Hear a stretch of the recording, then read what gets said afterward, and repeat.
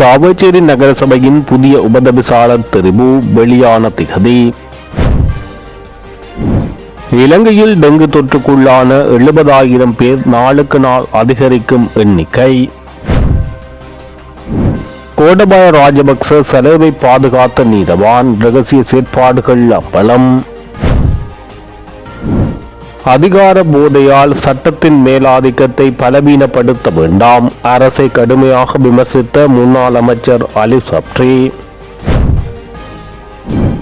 யாழ் கொழும்பு தொடரூந்து பயணிகளுக்கு முக்கிய அறிவிப்பு.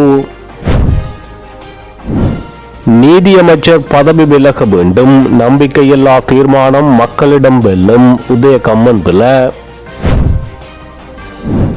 அரச ஊழியர்களுக்கு விடுக்கப்பட்டுள்ள முக்கிய அறிவிப்பு. முதலாவது தமிழ் எதிர்க்கட்சி தலைவரான அப்பாப்பிள்ளை அமிர்தலிங்கத்தின் 37வது நினைவு தின நிகழ்வு. விவசாயிகளிடமிருந்து துரித கதியில் நெற்கொள்வனவை மேற்கொள்ளுமாறு ரவிகரன் வலியுறுத்தல். தொடர்பான விரிவான செய்திகள். சாவகச்சேரி நகரசபைக்கு புதிய உபதவிசாளரை தேர்வு செய்வதற்கான கூட்டம் எதிர்வரும் 21ஆம் தேதி நடைபெறும் என வடக்கு மாகாண உள்ளூராட்சி ஆணையாளரால் வர்த்தமானி வெளியிடப்பட்டுள்ளது.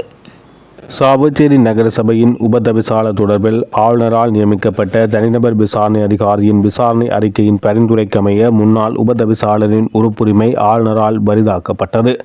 அந்த வெற்றிடத்தை நிரப்பவே தற்போது உள்ளூராட்சி உதவி ஆணையாளர் எதிர்வரும் 21ஆம் தேதி காலை 9:30க்கு கூட்டத்தை கூட்டியுள்ளார்.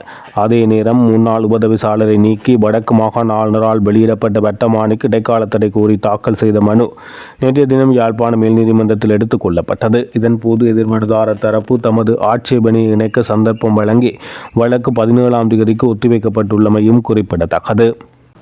நாட்டில் டெங்கு தொற்றாளர்களின் எண்ணிக்கை 70,000-ஐ நெருங்கியுள்ளதாக தேசிய டெங்கு கட்டுப்பாட்டு பிரிவு தெரிவித்துள்ளது. நேற்று நள்ளிரவு நிலவரப்படி நாட்டில் டெங்கு தொற்றுக்குள்ளானவர்களின் எண்ணிக்கை 69,951 பதிவாகியுள்ளது. இவர்களுள் மேல் மாகாணத்தில் அதிகளவான தொற்றாளர்கள் பதிவாகியுள்ளனர். இதன்படி மேல் மாகாணத்தில் மொத்தம் 36,795 டெங்கு தொற்றாளர்கள் அடையாளம் காணப்பட்டுள்ளனர். அத்துடன் தென் மாகாணத்தில் 10,955 தொற்றாளர்களும் சப்ரோ மாகாணத்தில் 5,878 தொற்றாளர்களும் பதிவாகியுள்ளனர். இதேவேளை இதுவரையான நாட்களில் கம்பகா மற்றும் கொழும்பு உள்ளிட்ட மாவட்டங்களில் மிக அதிகமாக டெங்கு தொற்றாளர்கள் பதிவாகியுள்ளனர். இதன்படி கம்பகா மாவட்டத்தில் 14,464 டெங்கு தொற்றாளர்களும் கொழும்பு மாவட்டத்தில் 14,004 டெங்கு தொற்றாளர்களும் பதிவாகியுள்ளனர். இதேவேளை வருடத்தின் இதுவரையான நாட்களில் கடந்த ஜூன் மாதம் மிக அதிகளவான டெங்கு தொற்றாளர்கள் நாட்டில் பதிவாகியுள்ளனர்.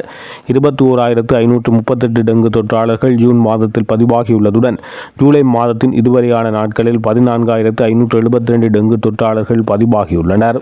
உயிர்த்த ஞாயிறு குண்டு தாக்குதல் விசாரணைகளில் சிஐடி பல விசேடமான தகவல்களை அம்பலப்படுத்தியுள்ளது. ஆனால் சில முக்கிய தகவல்கள் கோட்டை நீதவான் நீதிமன்ற நீதிபதியால் சுரேஷ் சாலை தரப்புக்கு வழங்கப்பட்டதாக தெரிவிக்கப்பட்டுள்ளது. அத்தோடு இராணுவ புலனாய்வு பிரிவைச் சேர்ந்த மற்றும் அத்துடன் தொடர்புடைய மேலும் 7 பேர் மிகவும் ரகசியமான வாக்குமூலங்களை சிஐடியிடம் வழங்கியுள்ளனர். உயிர்த்த ஞாயிறு குண்டு தாக்குதல் சம்பவத்துக்கு சுரேஷ் சாலை நேரடியாகவே தொடர்புடையவர் என அவர்கள் தெளிவாக கூறியுள்ளனர். அதாவது சுரேஷ் சாலையை பற்றி இருந்த அவரது தீவிர ஆதரவாளர்களான 7 பேர் தான் இந்த சாட்சியங்களை வழங்கியுள்ளனர். இதற்கு மேலதிகமாக இந்த 7 சாட்சியங்களும் கொழும்பு கோட்டை நீதவானிடம் தனிப்பட்ட முறையில் ரகசியமாக வாக்குமூலங்களை வழங்கியுள்ளனர். உயிர்த்த ஞாயிறு குண்டு தாக்குதல் வழக்கு ஆரம்ப கட்டத்தில் விசாரணைக்கு எடுத்துக் கொள்ளப்பட்ட போது அப்போது கோட்டை நீதவானாக செயல்பட்டவர்தான் இதுரு நெத்திக்குமார. அப்போது அவர் முன்னிலையில் தான் 7 பேரும் மிக ரகசியமான வாக்குமூலங்களை வழங்கினர். பொதுவாக ஒரு நீதவான் முன்னிலையில் இவ்வாறான ஒரு வாக்குமூலம் மிகவும் ரகசியமாகவே வழங்கப்படும். அவ்வாறான வாக்குமூலங்கள் பகிரங்க நீதிமன்றத்தில் பெறப்படுவதில்லை. நீதவான் உத்தியோகபூர்வ அறையினுள் மிகவும் ரகசியமாக பெறப்படும். அப்போது அந்த ரகசிய வாக்குமூலத்தை வழங்கும் போது அங்கு நீதவான், நீதிமன்ற சுருக்கெழுத்தாளர் மற்றும் தட்டச்சாளர் ஆகிய 3 மட்டும்தான் சம்பந்தப்படுவார்கள். இதற்கு மேலதிகமாக ரகசிய வாக்குமூலத்தை வழங்கும் நபர்கள் மட்டும்தான் சம்பந்தப்படுவார்கள். அந்த 7 நபர்களும் கூட தனித்தனியாகத்தான் அழைக்கப்படுவார்கள், ஒன்றாக அல்ல. அவ்வாறு இருக்கின்ற போது வாக்குமூலங்கள் பெறப்பட்ட பிறகு அதனை எதிர்த்தரப்போ அல்லது மற்ற தரப்போ வாக்களித்த தரப்போ எந்த ஒரு தரப்பினரும் பார்ப்பதற்கு வாய்ப்பில்லை. அதன் பிறகு நீதவான் அந்த வாக்குமூலங்களை பெற்ற பின்னர் அதை தனித்தனியாக முத்திரையிட்டு அவற்றை நீதவான் தனிப்பட்ட பாதுகாப்பு பெட்டகத்தில் வைப்பார். அதை எந்த ஒரு நபரும் பெற்றுக்கொள்ள முடியாது. அதனை பெற்றுக்கொள்ளக்கூடிய வாய்ப்பு ஏதேனும் ஒரு சட்ட பிரச்சனை ஏற்படும் போது அந்த வழக்குடன் தொடர்புடைய சட்ட ரீதியான ஒரு தீர்மானமிக்க கட்டத்தில் தான் கிடைக்கும். அவ்வாறு இல்லாமல் நீதிமன்றத்தில் இருக்கும் அந்த பெட்டகத்தில் முத்திரையிடப்பட்டுள்ள வாக்குமூலங்களை எடுப்பதற்கோ அல்லது பார்ப்பதற்கோ எந்த ஒரு நபருக்கும் உரிமை இல்லை. நீதவானுக்கு கூட உரிமை இல்லை. ஒருவேளை கோட்டை நீதவான் நீதிமன்றத்திலிருந்து இந்த வழக்கு வேறு ஒரு நீதிமன்றத்துக்கு மாற்றப்பட்டால் அப்போது கோட்டை நீதவான் நீதிமன்ற பெட்டகத்தில் உள்ள அதற்கு இரகசிய வாக்குமூலங்களை வழக்கை விசாரிக்கும் அடுத்த நீதிமன்ற நீதிபதியிடம் பெட்டகத்துக்கு மாற்ற முடியும்.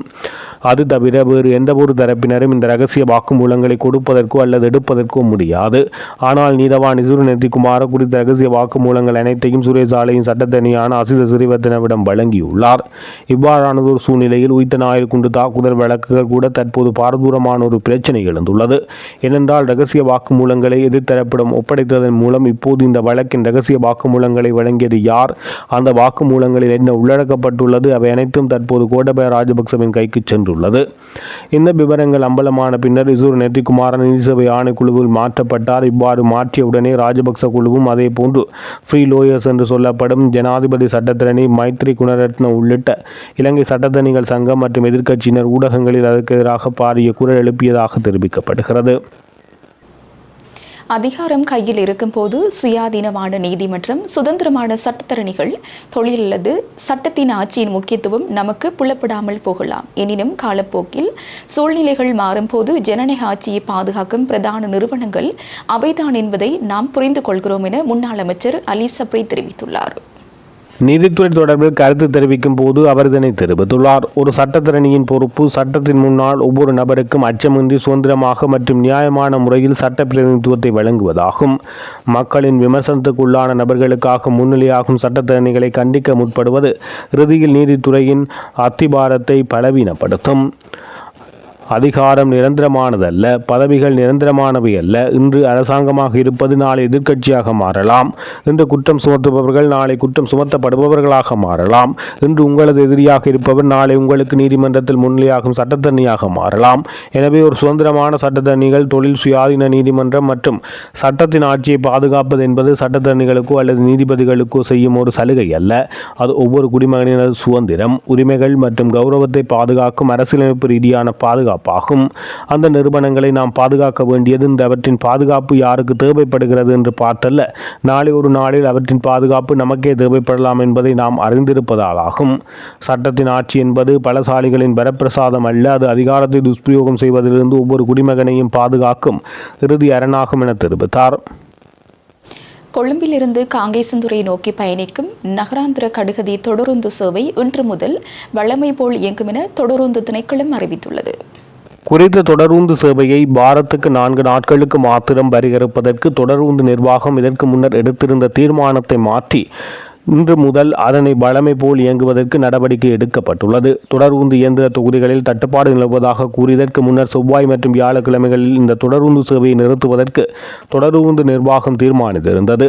எவ்வாறாயினும் இந்த கட்டுப்பாடுகள் காரணமாக வடக்கு தொடருந்து பாதையை பயன்படுத்தும் பயணிகள் பெரும் அசௌகரியங்களுக்கும் பாதிப்புகளுக்கும் உள்ளாவதாக தொடருந்து தொழிற்சங்கங்கள் நிர்வாகத்துக்கு சுட்டிக்காட்டியிருந்தது. விடயங்களை கருத்தில் கொண்டு இதற்கு முன்னர் ரத்து செய்யப்பட்டிருந்த செவ்வாய் மற்றும் வியாழக்கிழமைகளில் இந்த நகராந்திர கடுகதி தொடருந்து இன்று முதல் நடைமுறைக்கு வரும் வகையில் மீண்டும் சேவையில் ஈடுபடுத்துவதற்கு தொடருந்து அதிகாரிகள் நடவடிக்கை எடுத்துள்ளனர். இதற்கமைய பயணிகள் வழமை போன்று வார நாட்களில் எவ்வித தடையுமின்றி இந்த சேவையை பெற்றுக்கொள்ள முடியும் என தெரிவிக்கப்பட்டுள்ளது. நாட்டின் முல்லைத்தீவு, வவுனியா, மட்டக்களப்பு, அம்பாறை, திருகோணமலை மற்றும் மொனராகலை ஆகிய மாவட்டங்களில் தொடர்ந்தும் பகல் வேளைகளில் அதிகரித்த வெப்பநிலை நிலவும் என வளிமண்டலவியல் திணைக்களம் எச்சரிக்கை விடுத்துள்ளது. அதன்படி மனித உடலால் உணரப்படும் வெப்பத்தின் அளவான வெப்பச்சுட்டன் இன்றைய தினம் பகல் வேளையில் இந்த மாவட்டங்களில் சில இடங்களில் எச்சரிக்கை மட்டத்தை எட்டக்கூடும் என தெரிவிக்கப்பட்டுள்ளது. வெப்பநிலை அதிகரிப்பால் உடலில் ஏற்படும் பாதிப்புகள் மற்றும் அறிவுறுத்தல்கள் சூரிய ஒளியில் நீண்ட நேரம் நேரடியாக வேலை செய்வதாலும் வெளியில் நடமாடுவதாலும் அதிக சோர்வு மற்றும் தசைப்பிடிப்பு ஏற்பட வாய்ப்புள்ளது. எனவே பொதுமக்கள் தங்களை பாதுகாத்துக் கொள்ள பின்வரும் முன்னெச்சரிக்கை நடவடிக்கையை பின்பற்றுமாறு கேட்டுக் கொள்ளப்படுகிறார்கள். போதியளவு தண்ணீர் அல்லது திரவ உணவுகளை அருந்தி உடலை எப்போது நீச்சத்துடன் வைத்திருங்கள். கடுமையான உழைப்பை கூறும் வெளிப்புற செயல்பாடுகளை குறைத்துக் கொள்ளுங்கள் அல்லது தவிர்க்கவும். இலகுவான மற்றும் வெள்ளை அல்லது வெளிநிற ஆடைகளை அணியுங்கள். வீட்டில் உள்ள வயோதிபர்கள் மற்றும் நோயாளிகள் தொடர்பில் அவதானமாக இருங்கள். வாகனங்களில் குழந்தைகளை தனியாக விட்டு செல்ல வேண்டாம் என தெரிவிக்கப்பட்டுள்ளது. தற்போதைய நீதியமைச்சர் உடன் பதவி விலக வேண்டும். நீதியமைச்சருக்கு எதிரான நம்பிக்கையில்லா பிரேரணை பாராளுமன்றத்தில் தோல்வியடைந்தாலும் மக்கள் மத்தியில் வெற்றி பெறும் என பிவித்ருஹெல உரிமைய கட்சியின் தலைவரும் முன்னாள் அமைச்சருமான உதய கம்மன்பில தெரிவித்தார். கொழும்பில் உள்ள பிவித்துறைகள உரிமைய கட்சி காரியாலயத்தில் திங்கட்கிழமை இடம்பெற்ற ஊடகவியலாளர் சந்திப்பில் அவர் இதனை தெரிவித்தார். சுங்கத்தில் இருந்து எவ்விதமான பரிசோதனைகளுமின்றி விடுவிக்கப்பட்ட 323 கொள்கலன்கள் தொடர்பில் லஞ்ச ஊழல் ஆணைக்குழு முறைப்பாடு அளித்து ஒரு வருடமாகியுள்ள நிலையில் இதுவரை எவ்வித விசாரணைகளும் இடம்பெறவில்லை. இந்த சம்பவம் தொடர்பில் ஊடகங்களுக்கு கருத்து தெரிவித்த முன்னாள் துறைமுக விவகாரங்களுக்கு பொறுப்பான அமைச்சரான சபாநாயகர் பிமல் ரத்நாயக தன் மீது குற்றச்சாட்டுகள் எதுவும் காணப்பட்டால் லஞ்ச ஊழல் ஆணைக்குழு தன்னை விசாரணைக்கு அழைத்திருக்கும். ஆனால் இதுவரை அவ்வாறான அழைப்பும் விடுக்கப்படவில்லை என குறிப்பிட்டார். இந்த விடயம் தொடர்பில் லஞ்ச ஊழல் ஆணைக்குழுவில் வினவிய போது விசாரணைகள் முறையாக இடம்பெறுவதாக அறிவிக்கப்பட்டது. குற்றஞ்சாட்டப்பட்ட பிமல் ரத்நாயக்கவை லஞ்ச ஊழல் ஆணைக்குழு இன்று வரை விசாரணைக்கு அழைக்காமல் இருப்பது ஆணைக்குழுவின் சுயாதீன தன்மையை கேள்விக்குள்ளாக்கியுள்ளது. எதிர்க்கட்சிகளின் உறுப்பினர்கள் முன்னாள் அமைச்சர்கள் விடயத்தில் லஞ்ச ஊழல் ஆணைக்குழு வினைத்திறனாகவும் விரைவாகவும் செயற்படுகிறது. ஆளும் தரப்பின் உறுப்பினர்களுக்கு ஆணைக்குழுவால் விசேட சலுகை வழங்கப்படுகிறது. அமைச்சர் பிமல் ரத்நாயக்கவை கண்டு ஆணைக்குழு அச்சமடைகிறதா என கேட்கிறோம். கொழும்பு சிறைச்சாலை மோதல் விவகாரத்தில் நீதியமைச்சருக்கு எதிராக பல குற்றச்சாட்டுகளை முன்வைத்து ஐக்கிய மக்கள் சக்தி நம்பிக்கையில்லா பிரேரணையை கைச்சாற்றிட்டுள்ளது. இதற்கு நாங்கள் முழுமையான ஒத்துழைப்பு வழங்குவோம் என தெரிவித்துள்ளார். அரசு ஊழியர்களின் அக்ரஹாரா காப்புறுதி தரவுத்தளத்தை புதுப்பிப்பது குறித்து தேசிய காப்புறுதி நம்பிக்கை நிதியத்தின் தலைவர் விஷாக வனசிங்கு முக்கிய அறிவிப்பொன்றை வெளியிட்டுள்ளார். அதன்படி அக்ரகாரா காப்புறுதி தரவுத்தளத்தை புதுப்பிப்பதற்காக வழங்கப்பட்ட கால அவகாசம் ஜூலை 31ஆம் தேதியுடன் நிறைவடைய உள்ள நிலையில் அனைத்து அரசு ஊழியர்களும் தங்களது விவரங்களை விரைவாக புதுப்பிக்குமாறு அவர் கேட்டுக் கொண்டுள்ளார். ஓய்வூதியத்துக்கு தகுதி பெற்ற அரசு மற்றும் மாகாண அரசு சேவையைச் சேர்ந்த சுமார் 9 லட்சம் பேர் இக்காப்புறுதி நேரடி பயனாளிகளாக உள்ளதுடன் இவர்களின் குடும்ப உறுப்பினர்களையும் சேர்த்து சுமார் 30 லட்சம் பேர் இதன் கீழ் பயன்பெறுகின்றனர் என அவர் குறிப்பிட்டுள்ளார். இதுகுறித்து அவர் தெரிவிக்கையில் அக்ரகாரா தரவுத்தளத்தை புதுப்பிக்கும் பணிகள் 2026 ஏப்ரல் மாதத்தில் ஆரம்பிக்கப்பட்டதுடன் இதுவரை சுமார் 6 லட்சம் அரசு ஊழியர்கள் தங்களது விவரங்களை புதுப்பிப்பு செய்துள்ளனர். சுமார் 1900 அரசு நிறுவனங்களைச் சேர்ந்தவர்கள் அக்ரகாரா காப்புறுதியில் உறுப்பினர்களாக உள்ள நிலையில் அந்த நிறுவனங்களின் அக்ரகாரா ஒருங்கிணைப்பு அதிகாரிகளை பெயரிட்டு அனுப்புமாறு எழுத்துப்பூர்வமாக அறிவிக்கப்பட்டு அதற்கு நல்ல வரவேற்பு கிடைத்துள்ளது. இதுவரை அவ்வாறு அதிகாரிகளை பெயரிடாத நிறுவனங்கள் இதற்கு ஒத்துழைப்பு வழங்க வேண்டும். அரசு ஊழியர்கள் இந்த தரவுத்தளத்தில் உள்ளிடும் விவரங்களின் துல்லியத்தன்மை அந்தந்த நிறுவனத்தின் அக்ரகாரா விவகாரங்களுக்கு பொறுப்பான அதிகாரியும் நிறுவன தலைவரும் உறுதிப்படுத்த வேண்டும். இதன் மூலமே இந்த தரவு திட்டத்தை வெற்றிகரமாக முன்னோக்கி கொண்டு செல்ல முடியும் என தெரிவித்துள்ளார்.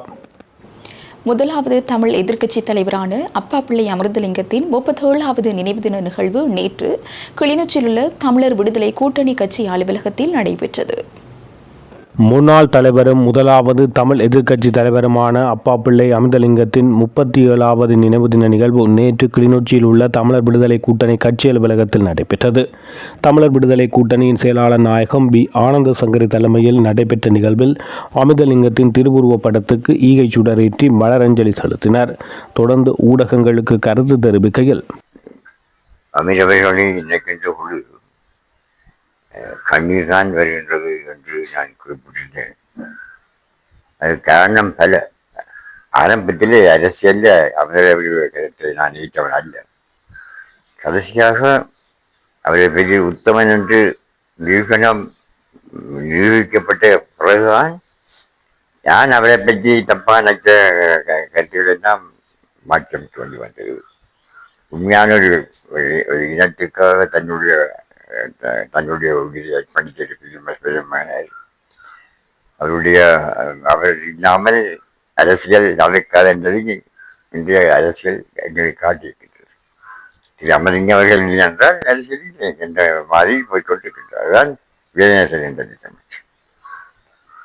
அவருடைய மரணத்திலே பலருக்கு பலவிதமான முறையிலே தெரிஞ்சாமலோ பலராக பேசி வருகின்றார்கள். ஆனால் என்னை பொறுத்தவரையிலே அமிர்தர் அவர்கள் தன்னை நான் அவர் சிறு வயதிலிருந்து எனக்கு தெரியும். ஆனால் அவருடைய கட்சியை நான் ஆரம்ப காலத்தில் நான் கட்சி ஆதரித்தவன் அல்ல. கடைசியாக தந்தை செல்வாவன் மூத்த மகன் மாதிரி தான் அமலிங்க அவர்களை விட்டு சென்ற சந்திரசேகர். ஆகவே இந்த அவருடைய ஞாபகம் இன்றைய மக்களுக்கு தெரியாது, அவருடைய செயல்பாடு இந்த மக்களுக்கு தெரியாது, அவர் பட்ட கஷ்டங்கள், அவர் பட்ட துன்பங்கள் எல்லாம் யாருக்கும் தெரியாது. அவரோடு கூட பழகி இந்த எங்களுக்கு தான் தெரியும். சிவதி அமலிங்கம் சொல்வார்கள், சங்கரி அண்ணனும் சிவபெருமண்ணனும் தன்னுடைய கணவரிலே மிகுந்த பற்றும் பாசம் வைத்திருக்கிறார்கள் என்று மிகவும் மன உருகி சொல்லுவார். அவனுடைய நினைவையாலேயே அவரும் போய் சேர்ந்து விட்டான். என்னை பொறுத்தவரையே நான் தந்தை செல்லானுடைய பாரிசு போல இருந்து என்னுடைய கடவை செய்து வருகின்றேன். தந்தை செல்லா விட்டு சென்ற பணியை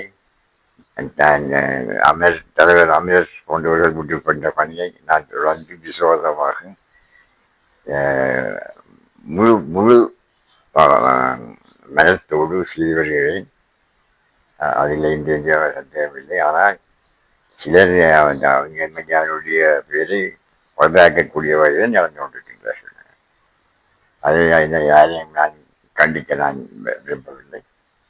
கண்டிக்கக்கூடிய மனிதராக இருக்கவும் இல்லை, பாராட்டக்கூடிய மனிதராகத்தான் இருந்தார். அவர் விட்டு சென்ற பணியை என்னால் செய்ய வேணும், செய்ய முடியுமோ என்று ஒரு பரிச்சாத்தமாகத்தான் நான் செய்திருந்தேன். அவருடைய பாணியிலே அவர் போன பாதையிலே போனாலும் அவர் விட்டு சென்ற அடியை பின்பற்ற யாரால முடியாது. விவசாயிகளிடமிருந்து துரிதகதியில் சிறுபோக நெல் கொள்வனவை ஆரம்பிக்குமாறு வன்னி மாவட்ட பாராளுமன்ற உறுப்பினர் துரைராசா ரவிகரன் நெல் சந்தைப்படுத்தல் சபையின் வடக்கு மாகாண பதில் முகாமையாளர் தபராசா கஜேந்திரனிடம் வலியுறுத்தியுள்ளார். இந்த நிலையில் முல்லைத்தீவு மாவட்டத்தில் நெல் கொள்வனவு செய்வதற்காக ஆரம்பகட்ட செயற்பாடுகள் தொடங்கப்பட்டுள்ளதாக தெரிவித்த நெல் சந்தைப்படுத்தல் சபையின் வடக்கு மாகாண பதில் முகாமையாளர் தவராசா கஜேந்திரன் எதிர்வரும் 18ஆம் தேதியிலிருந்து விவசாயிகளிடமிருந்து நெல் கொள்வனவு செய்யப்படும் என தெரிவித்தார்.